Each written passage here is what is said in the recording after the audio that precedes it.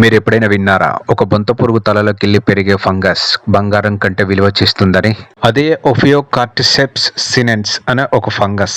ఈ ఫంగస్ అనేది చలికాలం సమయంలో బొంత పురుగు శరీరంలోకి చేరి బొంత పురుగు యొక్క శరీర భాగాలను లోపల నుంచి తినేస్తూ దీన్ని ఒక జాంబీలాగా మార్చేస్తుంది ఈ ఫంగస్. ఇక వేసవికాలం సమీపించేసరికి భూగర్భంలో ఉన్న బొంత పురుగును భూ ఉపరితలానికి తీసుకువచ్చి దానిని చంపి దాని తలలోకెళ్ళి ఈ ఫంగస్ పెరుగుతుంది. ఇవి ఎక్కువగా భారత్ మరియు భూటాన్, చైనా, నేపాల్, టిబెట్, హిమాలయ పర్వతాలను పచ్చిక మైదానాలలో 3500 మీటర్ల ఎత్తులో పెరుగుతాయి. అయితే ఈ లార్వా అనేది హెపియాలిడే అనే కుటుంబానికి చెందిన దెయ్యపు చిమ్మట యొక్క లార్వా.